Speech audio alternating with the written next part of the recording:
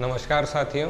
तो पार्ट 2 में आप लोग का फिर से स्वागत है और इसमें हम लोग आगे चलेंगे और राजनीतिक भूगोल पॉलिटिकल ज्योग्राफी के बारे में और देखेंगे। अभी हमने जो है देखा था लास्ट वीडियो में, आखिरी पॉइंट जो था भूमि सीमा से संबंधित था। अब हम जो है समुद्री सीमा के बारे में जानेंगे और समुद्री सीमा हमारी जो भारत की कुल है इंडिया की वो कितनी है, तो 7516.6 किलोमीटर है, जिसमें अगर मैं मुख्य भूमि या फिर मेन लैंड को अगर कवर करूं, मुख्य भूमि या फिर मेन लैंड में कितनी है तो ये 6100 किलोमीटर है। मतलब मैंने क्या कर दिया, ये लक्षद्वीप और साथ में अंडमान निकोबार को अलग कर दिया। तो मेन भूमि कितनी है आपकी, आपकी मुख्य भूमि सीमा समुद्र से जो लग रही है या लैंड सी बाउंड्री जो है कुल 6100 किलोमीटर है।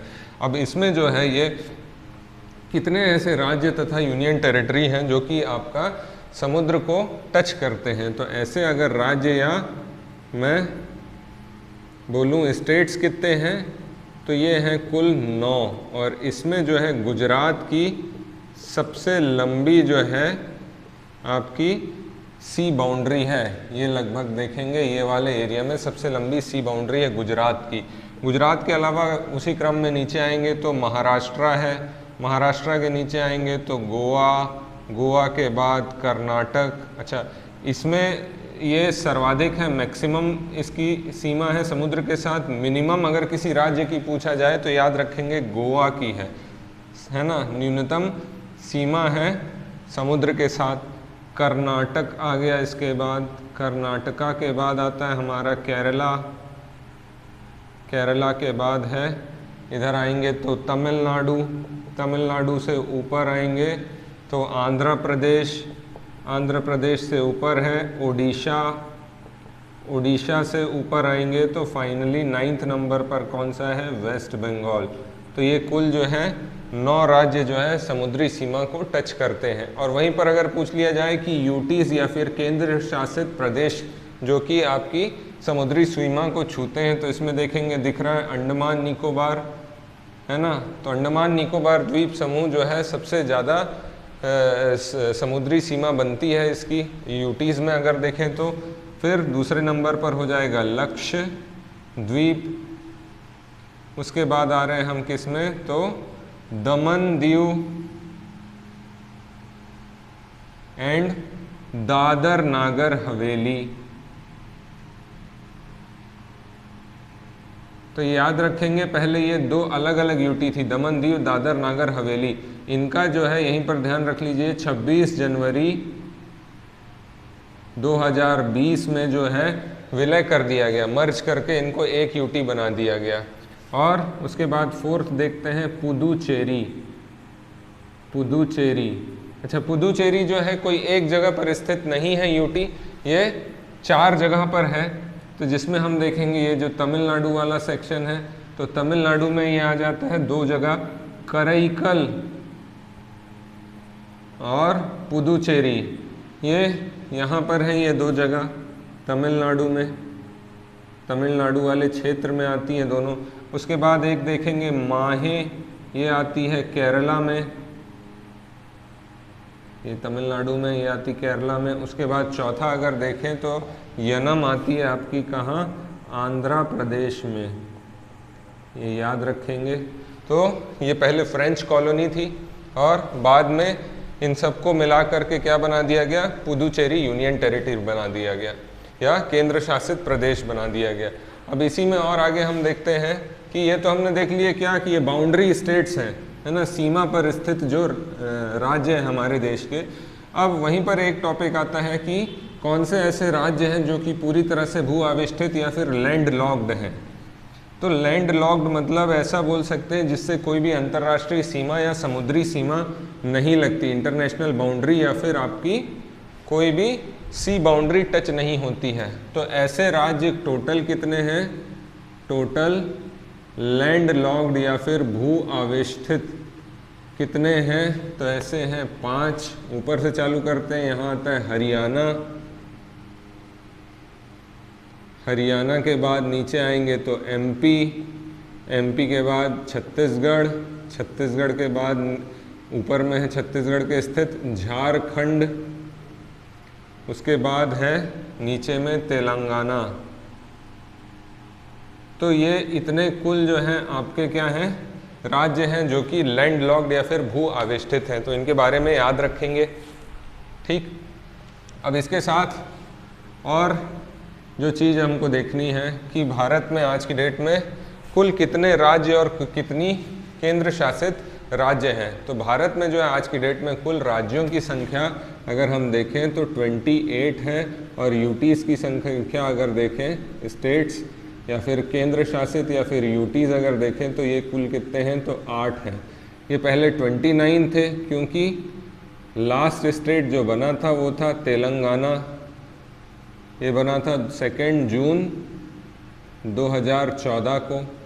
बट क्या हुआ कि जम्मू एंड कश्मीर और लद्दाख 2 नए यूनियन टेरिटरी बना दिए गए, तो इनकी संख्या अब 28 हो गई। इनको यूनियन टेरिटरी टेम्परेरी तौर पर बनाया गया है। और ये कब हुआ ये चीज़, तो याद रखेंगे 31 अक्टूबर 2019 को जो है ये चीज़ की गई। क्या, जम्मू कश्मीर लद्दाख को यूटी का दर्जा दे दिया गया। और हमारे यहाँ जो कुल 8 यूटीज़ हैं उनके बारे में देख लेते हैं। एक चीज़ ज़रूर करेंगे, जो भी आप नोट्स बनाएंगे उसमें इनकी कैपिटल्स, राजधानी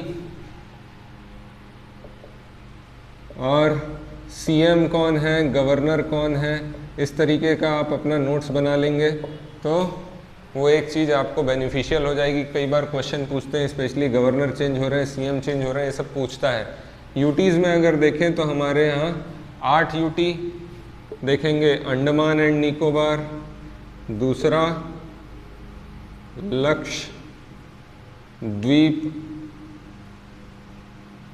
लक्षद्वीप के बाद देखेंगे पुदुचेरी, पढ़ चुके हैं इसके बारे में।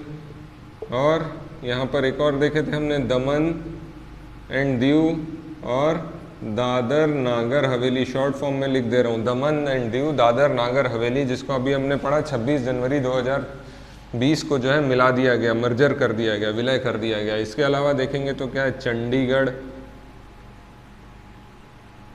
फिर ऊपर आएंगे हम तो क्या क्या है और छूट रहा है, जम्मू एंड कश्मीर और लद्दाख। और 8वें नंबर पर है हमारा national capital territory NCT Delhi. तो कुल ये 8 हमारी यूटीज़ हैं, जम्मू कश्मीर। और इसको कब बनाया गया, तो पीछे देख लिए हम लोग 31 अक्टूबर 2019 को जो है इसे इस चीज़ का दर्जा दिया गया। तो ये याद रखेंगे। इसमें भी एक चीज़ आप लोग जहाँ नोट्स बनाएंगे वहाँ पे कर लेंगे कि गवर्नर और साथ में आपका सीएम कौन है। सीएम इसलिए कि मात्र पुदुचेरी और दिल्ली 2 ऐसी आपकी यूनियन टेरिटरी हैं जहाँ पर क्या है, विधानसभा है, और यहाँ पर चुने हुए सीएम हैं। जैसे दिल्ली में आपको पता है कौन है, तो अरविंद केजरीवाल जी हैं। तो इस तरीके से आप जो है एक लिस्ट बना लेना। सिमिलरली आपका राज्यों के लिए, तो यहाँ पे आपको एडवांटेज हो जाएगा, एक पूरा नोट्स बन जाएगा आपका किसका, पॉलिटिकल ज्योग्राफी का, अगर ये अप्रोच फॉलो करोगे तो। फिर आगे देखते हैं और जो जानने लायक चीज़ें हैं। एक चीज़ मैं बताना भूल गया, समुद्री सीमा जब पढ़ा रहा था उसी समय, कि जो हमारा जो जल वाला क्षेत्र है भारत का, ये वाले रीजन में, उसको भी जो है हमने डिवाइड कर रखा है। तो उसको 4 भागों में जो है डिवाइड किया है, 4 बोल सकते हैं, नहीं तो 3 मेन भाग हैं, डिवाइड किया है। ये डिवाइड कैसे किया हमने, विभाजन कैसे किया है, तो ये जो तट रेखा है या फिर जो हमारी क्या है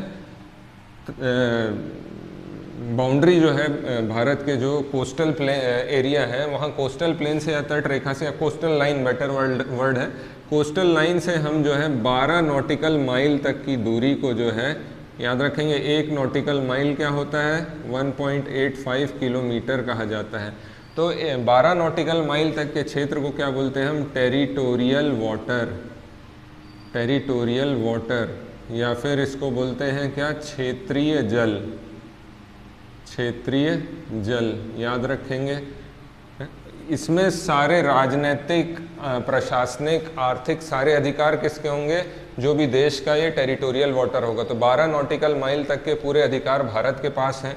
फिर 24 नॉटिकल माइल अगर देखें तो 24 नॉटिकल माइल तक के क्षेत्र को बोला जाता है कंटिगुअस जोन या फिर सन्निहित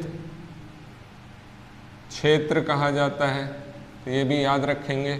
इसमें कुछ अधिकार कम हो जाते हैं भारत के। उसके आगे जाएंगे तो 200 नॉटिकल माइल तक के, इसको क्या कहा जाता है? EEZ, एक्सक्लूसिव इकोनॉमिक जोन कहा जाता है।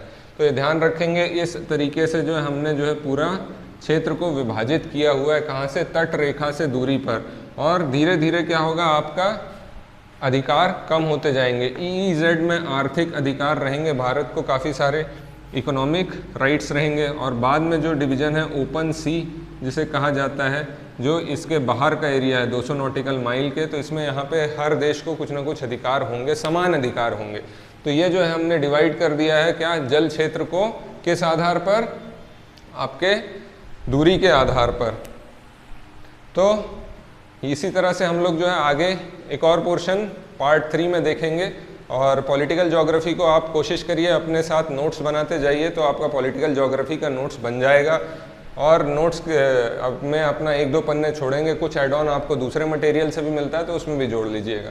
तो यहाँ पर हम जो है पॉलिटिकल ज्योग्राफी का पार्ट 3 जल्द ही इसके बाद डालेंगे। तो स्टे ट्यून्ड और तैयारी करते रहिए। Thank you.